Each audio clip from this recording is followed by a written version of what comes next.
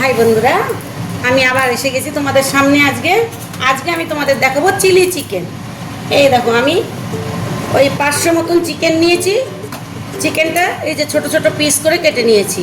এই যে নিয়ে তার মধ্যে দিয়েছি গোলমরিচ, দিয়েছি নুন, দিয়েছি ভিনিগার, এই যে ভিনিগার দিয়েছি, আর একটা ডিম দিয়েছি। আর আমার এতে লাগবে হচ্ছে কর্নফ্লাওয়ার। এই যে কর্নফ্লাওয়ার দেবো। আর লাগবে হচ্ছে টমেটো সস, এই চিলি সস আর সয়া সস। আর লাগবে 2টো পেঁয়াজ, একটা ক্যাপসিকাম, একটা রসুন আর এইটুকু আদা। তাহলে আমার হয়ে যাবে চিলি চিকেন। তাহলে বন্ধু, আমি রেডি করে নিয়ে আসি, তারপরে দেখাচ্ছি তোমাদের আমি চিলি চিকেন করা। এই যে কড়াইটা গরম করতে দিলাম। আমি তখন বললাম চিলি চিকেন বানাবো।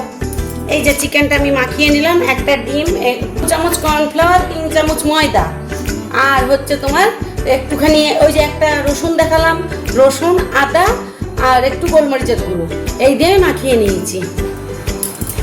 আর এই যে আমি কেটে নিয়েছি ক্যাপসিকাম, পেঁয়াজ, আর এই যে 3-4টে লাল কাঁচা লঙ্কা। আর এই যে আমার chilli sauce, soya sauce, tomato sauce দিয়ে মিশিয়ে নিয়েছি। এবার আমি কড়াই গরম করতে দিয়ে দিয়েছি। এই যে কড়াইয়ে সাদা তেল দিয়ে দিলাম। হ্যাঁ, এবার তেল গরম হয়ে উঠেছে। এই যে আমি চিকেন ছেড়ে দিলাম। একটা করে পিস করে করে ছাড়ছি আমি।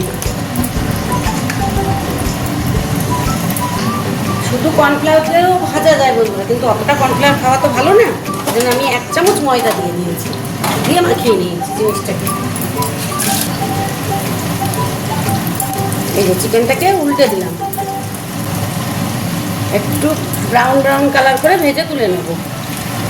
এই যে উল্টে দিয়েছি, এবার ব্রাউন হোক। একটু ব্রাউন না হলে চিকেনটা সিদ্ধ হবে না। আবার উল্টে দিচ্ছি। এই দেখো, আবার একবার উল্টে দেবো। এটা একটু ভাজতে হবে বন্ধুরা, কেন আমি চিকেন সিদ্ধ করে নিইনি। আমি চিকেনটা ভাজতে ভাজতেই চিকেনটাকে সিদ্ধ করে ফেলবো। এই কথা আমার ভাজা হয়ে যাচ্ছে। এবার এগুলোকে তুলে নিচ্ছি।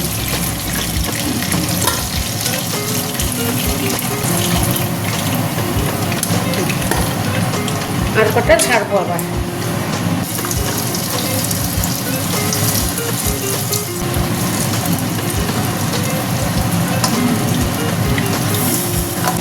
এটা ভাজতেই যা টাইম বন্ধুরা, তাছাড়া বেশি টাইম লাগে না এটা করতে।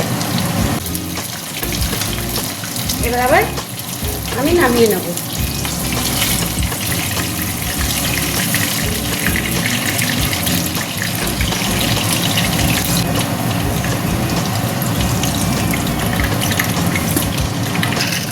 আগে দেবো ক্যাপসিকাম।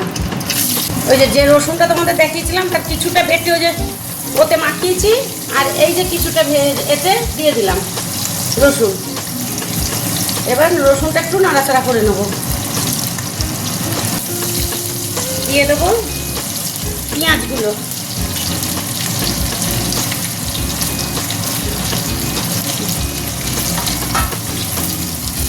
এবার একটু নুন দেবো। ওই চিকেন ভাজার সময় কিন্তু নুন দিয়েছি, এটা আন্দাজ মতন নুন দিতে হবে।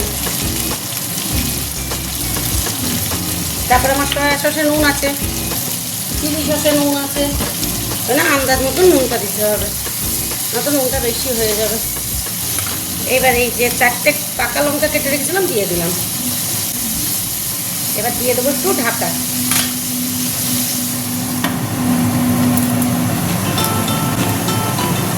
বেশিক্ষণ ঢাকা দেবো না, খুলে দেখবো, কেন এতে বেশি ভাজা লাগে না। এবার আমি দিয়ে দেবো আমার চিকেনগুলো। এই যে চিকেনগুলো ভেজে রেখেছি সেগুলো দিয়ে দিলাম, দিয়ে একটু ঢাকা দেবো। ব্যাস, আর দেবো। এবার নাড়া দেবো। এখন কিন্তু জোরটা কম দিয়ে দিচ্ছি বন্ধু, জোরটা বাড়াবো না। এবার আমি সেই সসগুলো দেবো এর মধ্যে।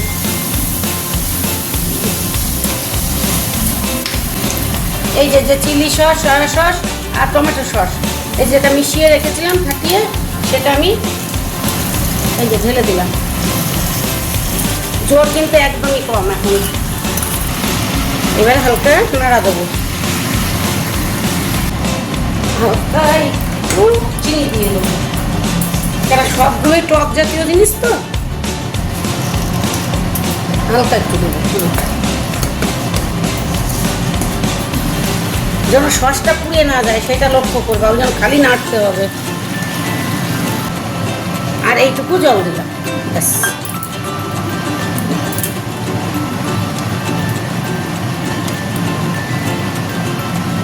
এবার একটু ঢাকা দিয়ে দেবো, এবার ঢাকা দিয়ে দিলাম, ব্যাস। এবার খুলে দেখবো, আর একটু ফুটে উঠবে, তাহলেই ফুটবে বন্ধু। আর একবার ঢেকে দিই,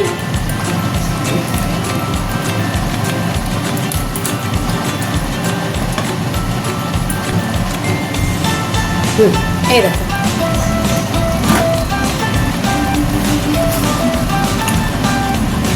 আমার চিকেনটাও সুন্দর সিদ্ধ হচ্ছে, এই দেখো সিদ্ধ হয়ে গেছে চিকেন। এই যে বন্ধু হয়ে গেল আমার চিলি চিকেন। তাহলে তোমরা রান্না করে খেয়ে দেখো, তোমাদের নিশ্চয়ই ভালো লাগবে। প্লেনভাবে, এমন কিছু আমি কিছুই দিইনি, প্লেনভাবে চিলি চিকেন করে দিলাম। রাত্রে বাচ্চারা ভালোই খাবে রুটির সাথে। তাহলে যদি তোমাদের রান্না করে খেয়ে ভালো লাগে, তাহলে তোমরা আমাকে সাবস্ক্রাইব করো, লাইক করো, আমাকে কমেন্ট করো বন্ধুরা, নয়তো আমি তোমাদের বন্ধু হব কি করে? আর এত কিছু রান্না করে করে কী করে দেখাবো? তাহলে আমাকে কিন্তু অবশ্যই তোমরা কমেন্ট করবে। আমার চিলি চিকেন হয়ে গেল।